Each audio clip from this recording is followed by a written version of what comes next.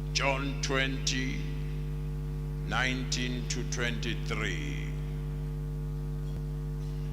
Ncwadi kaJohane isahluko samashumi amabili indima yeshumi neshagalolunye kuya kumashumi amabili nantathu.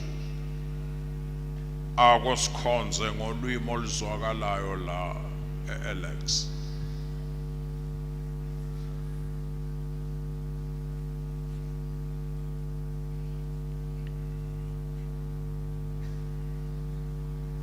Incwadi ngokaJohane chapter 20 verse 19. Kwathi ke kusihlwa ngalolo suku olokuqala lweviki, iminyango ivaliwe lapho abafundi bekhona ngokwesaba abaJuda.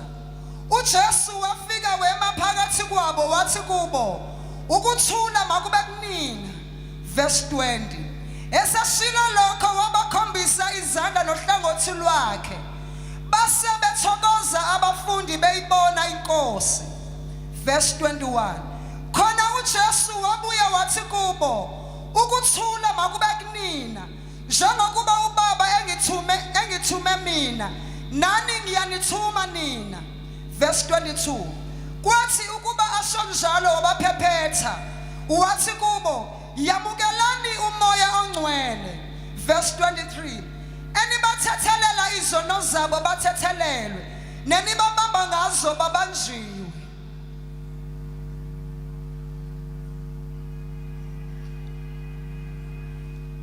Beku verse bandoyo. Verse 23 baba.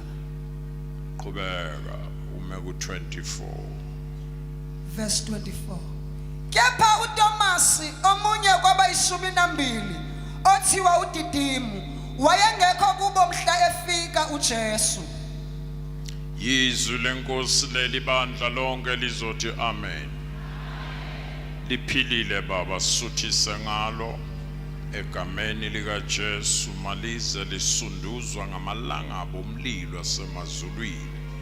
Ngegama likaJesu ukuphuma kwalo maliphilisa abaningi kule ndawo. Egameni likaJesu Kristu inkosi yethu. Amen.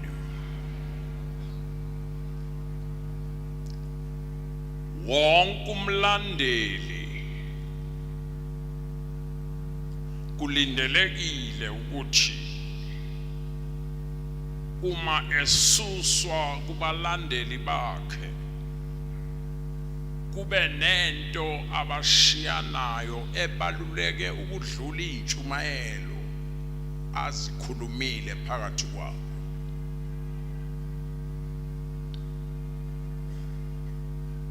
Lana sibona uJesu njengomholi ekhuluma nabalandeli bakhe kuloku esizothi ukuthi teach ngako kancane nje, noma bavuswa boLazaro emathuneni, but lokhu kunamandla okuliqhuba ivangeli noma abanye bengasavuki emathuneni. Great Commission. Jesu bashiya nalomyalelo ukuthi bahlale bawenza lo. Ake ngibona izandla abangizwayo, phakamisa nje. Ungehlisi, phakamisa nje. Ufuna ukukhomba babe bane basho lento bengisho manje. Hawu na umhlolo wami. Wehlisa noTiwani bela. Cha lalelani bazalwane. Angithi ngishilo ngathi ngizothi teach kancane. Ngithi preach kancane.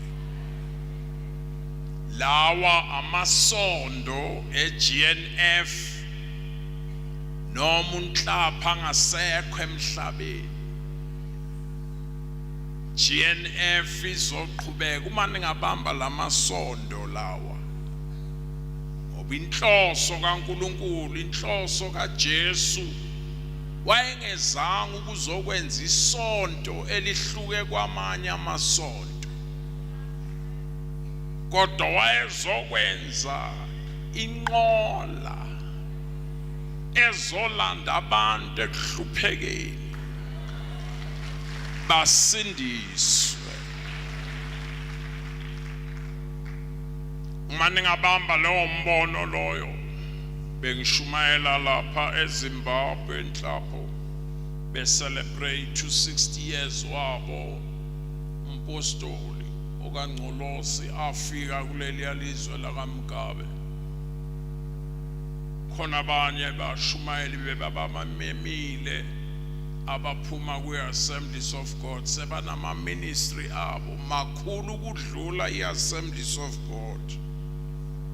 Utho omunye wabo, siyamangala i-Assemblies of God seyilele kangaka ngoba thina siyithole kini lento ishisa. Uthi nginamabandla all over the world, nala kungangenwa khona kulamazwe lawa la kubusa laba khona, nginamabandla khona, bakhonza underground ngoba nami ngingubishop nje, ngime estradini ngoba injongo kaJesu kuba abantu basindiswe. Okanti nikhona, okanti nikhona. Now bishop ake sibone uJesu njoba enabafundi bakhe nje, asikuyeke lokhu bengithi ngizoqala ngako ukuze kuyofika kule 12 ukuthi numbers zihamba kanjani ukuze kuyofika kule 12 asikuyeke. Kodwa labafundi bakhe ibona afaka kubo imfundiso ephilileyo. Nawe kufanele ke uzigqatshe ngelilanga ukuba nabantu ofaka into yakho kubo la. Uthi na uthi sukuma yini isibongo sakho singibalekele.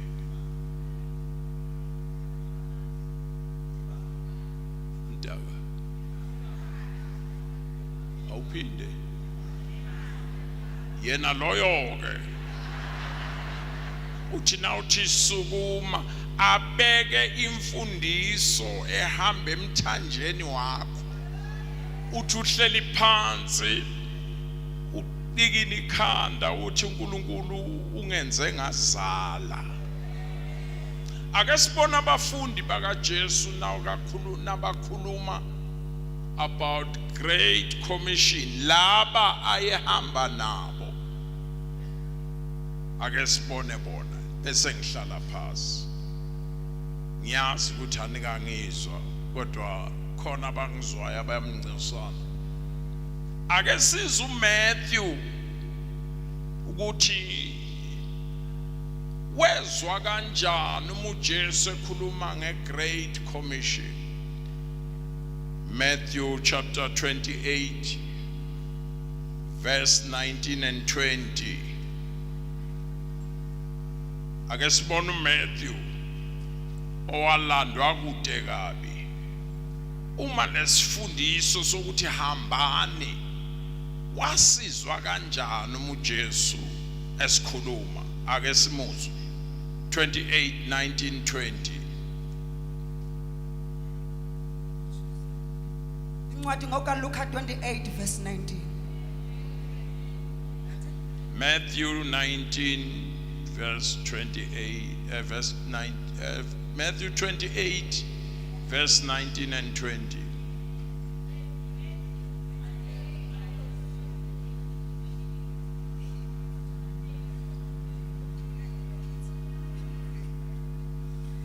Verse 19. Ngalokho hambani nenze izizwe zonke abafundi, nibabhaptize egameni likaYise nelendodana nelikaMoya oNgcwele. Verse 20. nibafundise ukugcina konke endiniyale ngakho. Bhekani, mina nginani izinsuku zonke kuze kube sekupheleni kwezwe. uMatthew mina ngamzwa kahle ethi hambani nenze izizwe zonke abafundi, uma bekholwa nibabhaphatise. Awu amen. Hambani, what a task. Ngokubeka kwakhe ubona umthwalo abashiwe nawo, asizwe uMark yena ukuthi wezwa kanjani nakabhala uthini. 16, 15, 16. Mark 16 verse 15 and 16. Ngakhathazeki, ngiyaqeda khona manje.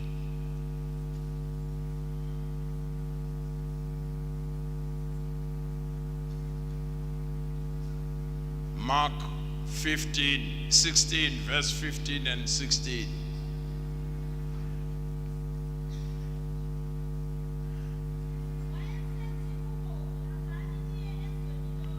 Yini ungezila kimi nje? Wozala kimi sis. Tshela umakhelwane hayi kabi.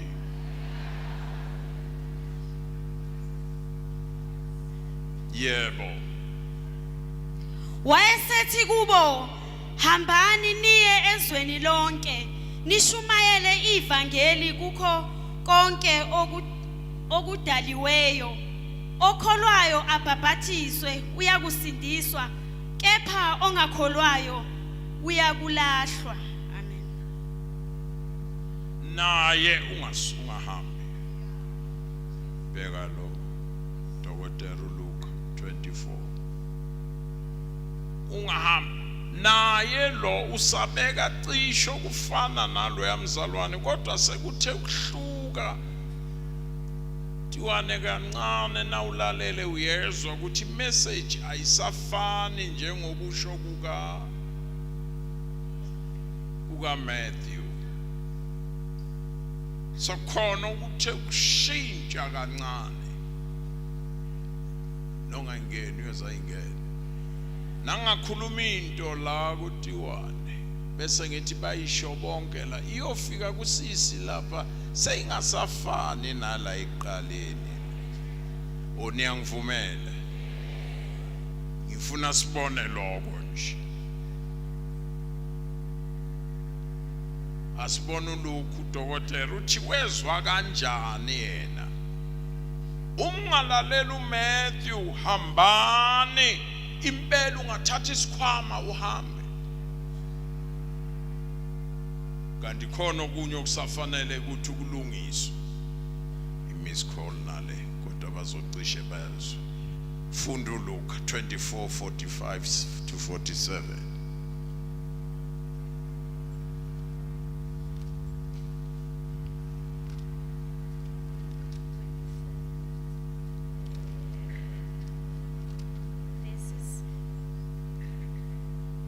Verse 45.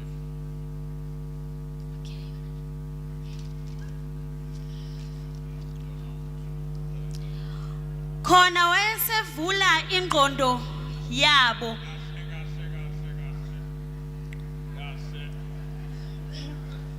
45.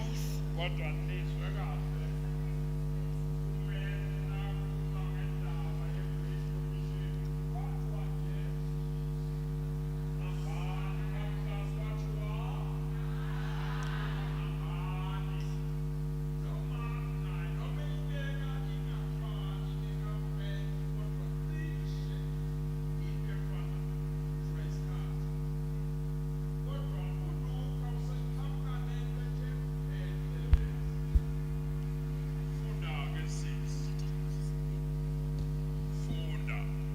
Khona wayesevula ingqondo yabo. Hayi kahle uthini manje?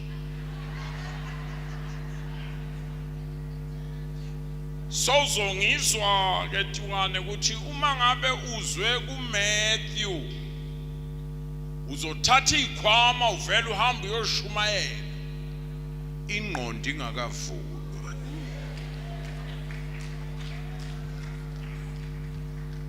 Especially kulesikhathi sanamhlanje abantu le generation i-generation qedela yengqondo. Ungahambi ingqondo ingavulwanga. Ithi iBhayibheli lakho waqale wavula ingqondo, qhubeka mntanami, ukuze baqonde imibhalo. ukuze bayiqonde imibhalo. Hawu kanti imibhalo iyadinga ukuthi kuvuleke ingqondo. La ngaphandle kugcwele bodokotela, la ngaphandle kugcwele izifundiswa. Siyadinga nasizophuma siyoshumayela yenhlaba kuqalwe kuvulweni bazalwane. Singathi sishumayela abantu baba nengqondo bathi ayiphelelanga kulabantu. Uyabona nje mina ngena la kuthiwa kungenwa khona, hayi ngoba ngine-certificate zemfundo, kodwa ngibonga uJehova ukuthi wavula ingqondo ukuze ngizokwazi ukubamba abantu bengqondo. Very slow ekukhulumeni, ungathatha iBhayibheli uhambe uthi lo baba ngimuzwa, kodwa ngizala abantu abakhuluma fast. Mhlapho nje nakakhuluma izwe lilodwa alikhiphayo, mina ngikhipha izwe elilodwa ngo-10 minutes, yena ukhipha izwe elilodwa ngesecond. Wavuli, ayake usho masinya, wavuli. Ningayi ukuyobalanda ingqondo zenu zivalekile. Qhubeka mntanami. Wathi kubo, kulotshiwe kanje ukuthi uza kuhlupheka uKristu avuke kwabafileyo ngosuku lwesithathu. Yebo. Kushunyayelwe egameni lakhe ukuphenduka kube ngukuthethelelwa kwezono ezizweni zonke. Lento esizoyenza kulotshiwe.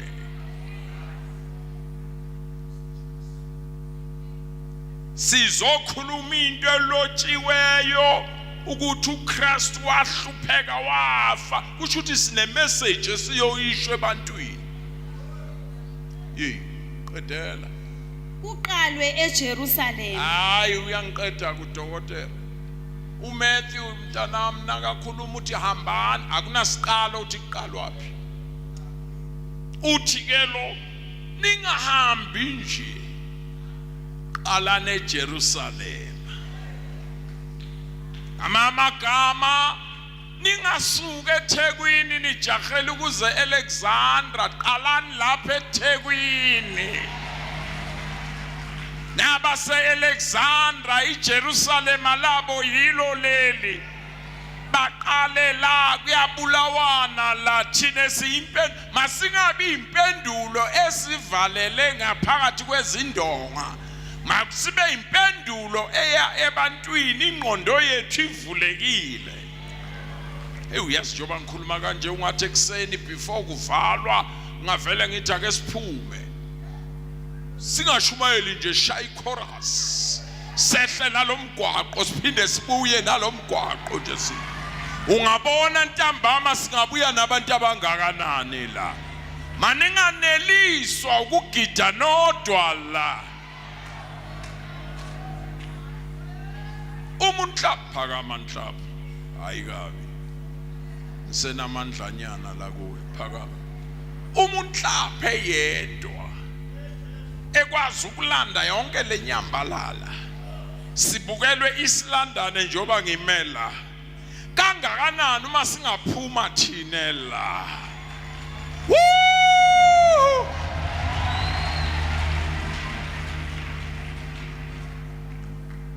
Thank you. Qhubeka.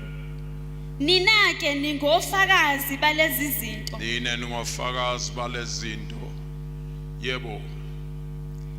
Bhekani ngiyakuthumela kini isithembiso sika Baba. Kepha hlalani emzini nize nembathiswe amandla avela phezulu. Bambake Tiwane. Masingabambe lika Matthew ukuthi hambani bese sithatha ikhwama sihambe singakagcwaliswa. Masihlale size sigcwaliswe ukuze sibe nemessage eyodwa siyoyishwe ebantwini. Ungathi kimi ngathi kulonyaka njengoba sizophumula mabalandwe abantu. Mabalandwe unganeliswa ukuthi wena usindisiwe. Mabalandwe ake wenze nje. Mababuye. Njengoba wenza nje ubiza ifamily yakho. Njengoba wenza nje ubiza abantu bestrata sakini. Mababuye bazozwa lemfihlakalo izwayo nawe. Kodwa masiye kubo qedela inqondo yenze njani? Asambeke siye kuJohane sengiyavala la siqale khona. Uthini uJohane nakakhuluma a Great Commission? Funda ke verse 19 chapter 20. Yebo.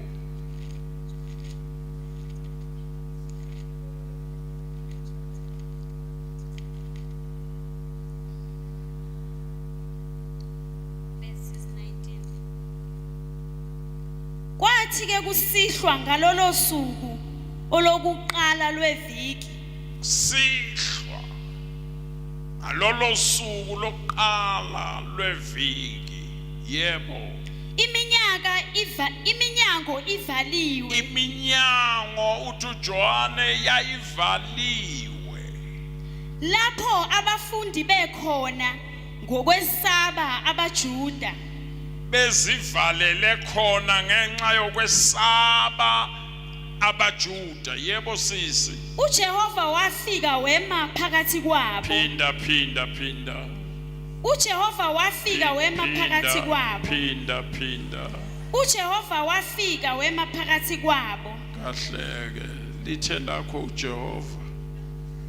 uJesu wafika wema phakathi kwabo.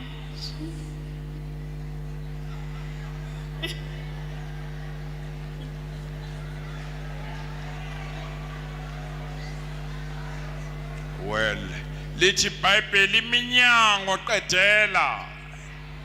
Awake usho kanye iminyango qedela. Besaba abaJuda. uJehova ke ngokwale ntombazana wangena iminyango qedela.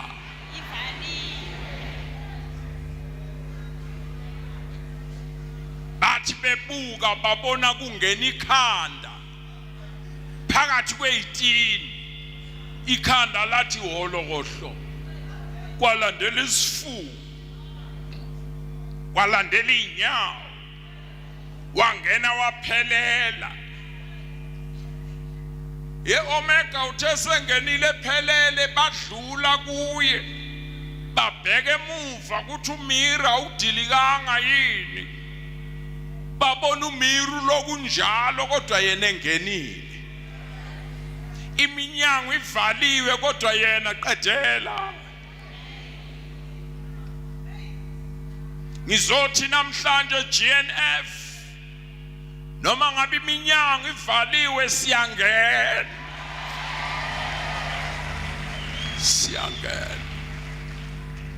Khona unyaka lana nisho kahle nithi siyobalanda. Ngoba icebo lakhe ufuna abantu bonke basindiswe. Bafinyelele kulazini iqiniso. Ungathi singabuyela kulo nyaka ukuthi siyobalanda.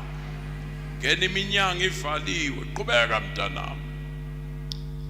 wathi kubo ukuthula makube kinina. Wathe sengenile uyababona ingqondo iyaphithizela bathi ha nanga ngena efohla umiri kodwa kuloku uvaliwe wathi ukuthula makube kinina. Yebo, Eseshilo lokho wabakhombisa izandla nohlangothi lwakhe. eseshilo lokho yenhlapho wabakhombisa izandla wabakhombisa nohlangothi lwakhe. Qhubeka. Base bethokoza abafundi beyibona inkosi. Lalela, into ezothokozisa abantu kule insuku ayisiwa amagama ethu, ayisikukuphakama kwethu, kodwa into ezothokozisa abantu kule insuku ukuba kuvezwa amanxeba abesobala. Ithi iBhayibheli ibandla lathokoziswa amanxeba. Ake ngikubuze nje buhlela ubusuku bonke la yini ekuthokozisayo? Buza umakhelwane Makza uthokoziswa yini? Bathi nababona amanxeba babona laba landwa khona bathokoza. Mibandla selingasathokoziswa amanxeba, mibandla selingasathokoziswa uhlangothi lwakhe. Something long in the Kabbaletha yasho indoda yakwaZulu, imoto imile iphuma ifaka uthayi nebhanji ngaphansi ifaka ibheshu.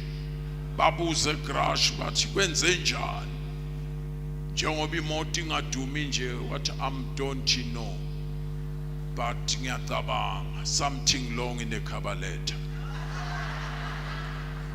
Mibandla selingasathokoziswa amanxeba, selithokoziswa ezinye izinto. Something long in the Kabbaletha. Qhubeka.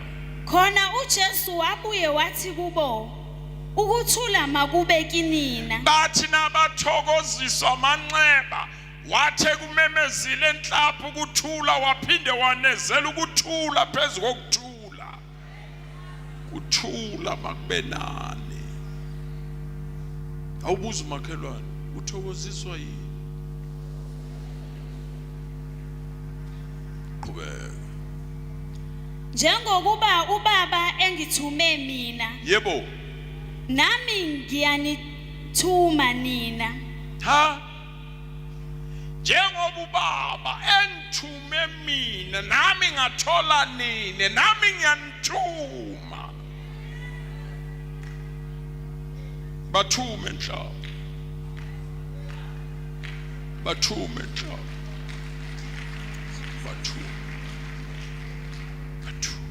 Njengoba ubaba xolo ethume mina nami ngiyanithuma. Qhubeka. Kwathi ukuba asho njalo wabaphephetha, wathi kubo yamukelani umoya ongcwele. Ngeke kusiza ukunithuma nginganiphephethanga. Wathi angaqeda ukuthi ngiyanithuma wayesesondela kubo wabaphephetha. Yamukelani umoya oyingcwele, ngoba abantu abazokwenza lo msebenzi wokulanda abantu akusingamandla abo, akusiudumo lwabo, indaba ikumoya oyingcwele.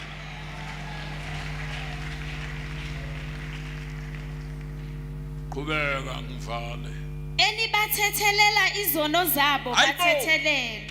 Hey, enhlapho enibathethelela izono bathethelela.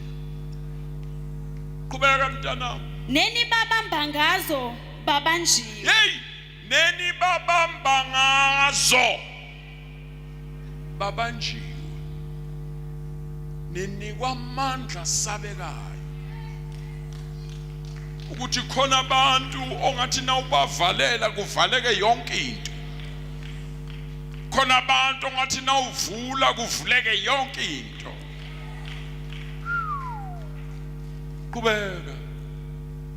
Kepha uThomas omunye kwabayishumi Nkosi yami.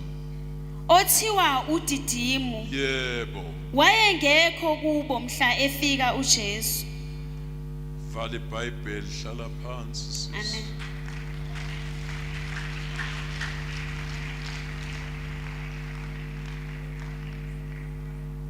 Njengoba uJesu engena itina kodwa ibonakala isesenjalo nopende ungaqeqebukanga kodwa engena phakathi kweyitina. Mina ngizothi kepha uThomas qedela wayengekho, kepha uThomas qedela.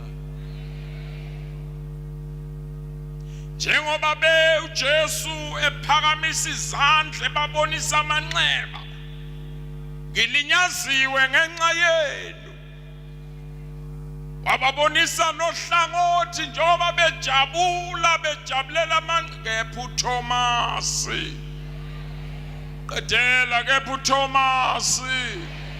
Uyangibusisa lo baba, nabo uhlule ukukhuluma uvela uthi hey vasnida ubobaqaphela abantu makuthiwa siye Alexandra bona babe nomoya wokurabhela. Ngavuma abantu bakufaka umoya wokungabibikho la uJesu azobe ekhuluma khona. Yema GNF ningavumi ukufaka umoya wobuvila wokuthi ozani nizobona amanxeba. Next week tshela makhelwane, next week yini le stadium okuyiwa kuso? Sincane kakhulu Nhlaba, sincane kakhulu. Ellispark uvelele ngoba kuphuma isaziso onke ama-GNF ayalaphaya. Ungathi nganikezwa ke ngene ku-management ye-GNF angiyazi bobani, ke ngiphatha iChambok ngizobaphaphamisa nje. Bhalani incwadi, tshelani base-Nelspruit sifuna amabhasi amahlanu akhuphuke nje ebhalwe Nelspruit. GNF zonke izindlela zibheke Ellispark. Nkosi yami, onke baseNkomazi kube namabhasi namaflag. Uke wabona nakudlala iOrlando Pirates, angwazi amanye amaclub nakudlalwa nje zikamagebhula kuvele kuphakame yonke black and white ishone khona. Ake kubonakala amaflag kule viki. Ungabi uThomas, kepha uThomas qedela. Akekho khulunywa indaba ezingaka. Njengoba uJesu ememezela ukuthula phezu kokuthula, qedela, kepha uThomas.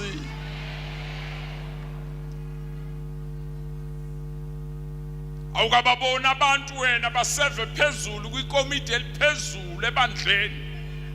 Uthi na ubuya uthi sikuvunyelwene ngo1 2 3 bathi nivume ngoba bengingekho. Mawabe bokhona mina boThomas base-GNF. Tshela umakhelwane ungabe uThomas wala iGNF wena.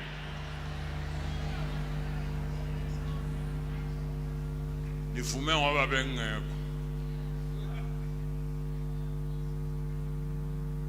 Njengoba uJesu ebaphefumulela, yamkelana umoya oyingcwele. Isipho esikhulu kangaka moya oyingcwele, kepha uThomas.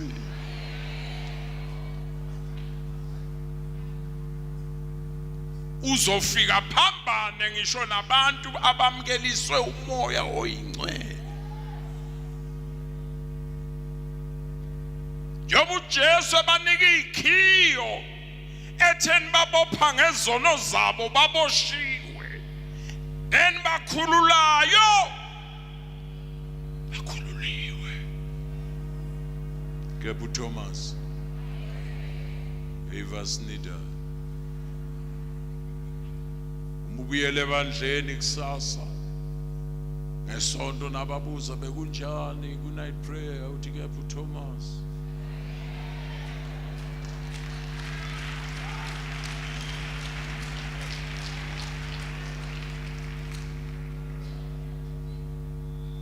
abanye ababuzi ngoba bebuza ukuzozwa balambela isibusiso, bane agenda behind. Cela ukukhuluma bese ngiyayihambela nje.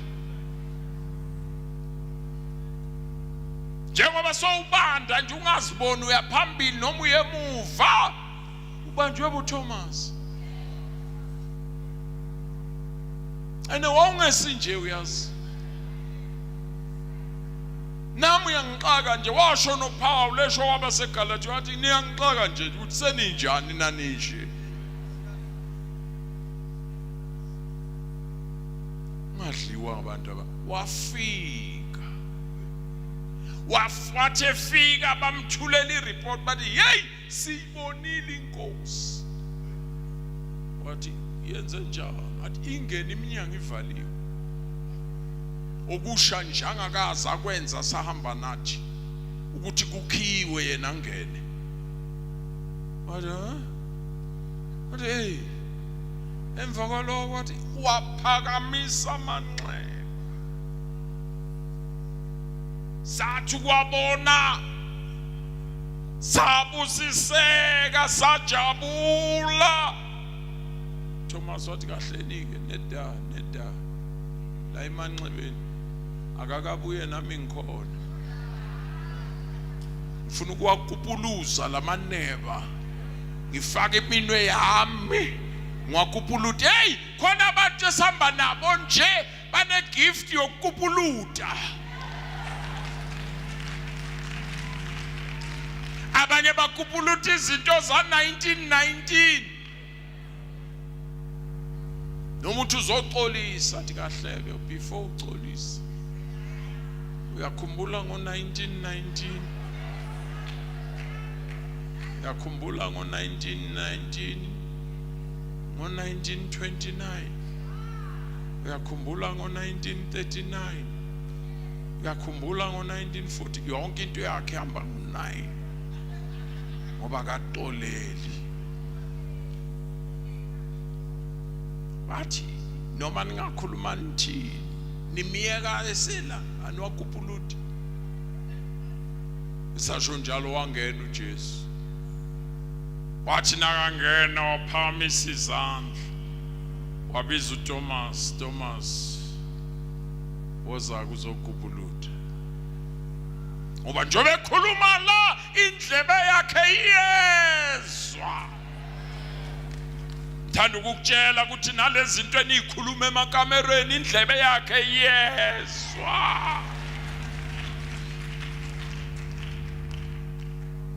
Woza ke uzofaka mina. Thi mina enkosi ngisho wena.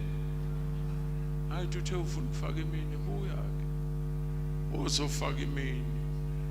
Nkosi yami, Nkosi yami. Akasafaka iminwe esoyakhala manje. Ngoba lamanxeba ashukuthemwa kwethu. Why ngicela ukuvala la nhlapho? Why ambathi inyama kanti unguNkulunkulu? Lithi iBhayibheli uyezwelana nobuthakathaka bethu. Ukuze azwelane nobuthakathaka bethu kwadinga ukuthi ambathe lokho esikumbethe, inyama. Ingakho esikebheni noma kungena amanzi boPetro balwa namanzi. Lithi iBhayibheli yena wayediniwe elele. Why Jesu dinwe ngoba unguNkulunkulu? Ngithi nguNkulunkulu ngiphinde ngibathi inyama. ngizwelana nokuthakatha. Siyakwazi ukudinwa ukuthi into enjani. Umuxolisa Nhlapho uthi ngeke ngibe khona eBabathoni, ngeke ngibe khona eMelo, ngijima kakhulu ngikhathele. Ngeke baku-understand ukuthi ukhathela kanjani. NoJesu wakhathala, ene wanyuka nayo lenyama wayohlala ngasekunene. Lithi iBhayibheli uma uSathane esimangalela uphinde nayo le, athi ngiyabazi ngabafela, ingxaka abakuyo ngiyayazi ngayithwala. Uyezwelana nobuthakathaka bethu. Ungazibulali, awuzange emntwini nje uze kuNkulunkulu. So umsebenzi wethu kulonyaka qedela siyaba njengoba uNkulunkulu esiphumuzile, siyaphumula kulonyaka. Usheza impini ngathi ngaba khona kusasa ngikhulume nalabafundisi, thole nje 5 minutes khulume nalabafundisi. Noma songayisusa impi yakho ususa yakho nje, Jehova usifake esabatheni kulonyaka. Siyaphumula kulonyaka, sikhathele Mabizela uyobususa yakho impi yeimoto nje, uJehova usifake esabatheni, siyaphumula. Awu amen.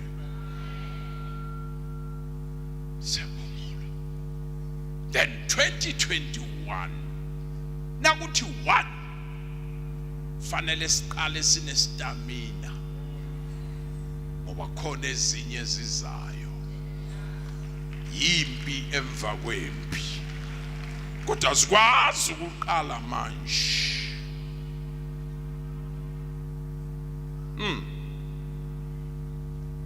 Nabathakathi nonyawo lwakho Nhlapho alungeni ngisho nasesibhedlela kulonyaka. Siyaphumula kulonyaka. Uyazi siphumulelane 2021, ngoba 2020 nakuthi nje 1 khona into ezobe isuka. Bonke abaphumulile bazoba namandla ukubhekana nayo. Awukanti niyangizwa?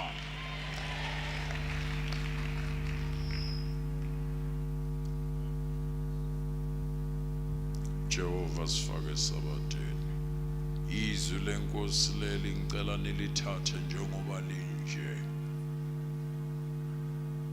egameni likaJesu, likayise lendodana likamoya oyingcwele. uNkulunkulu abusise ukulalela kwenu.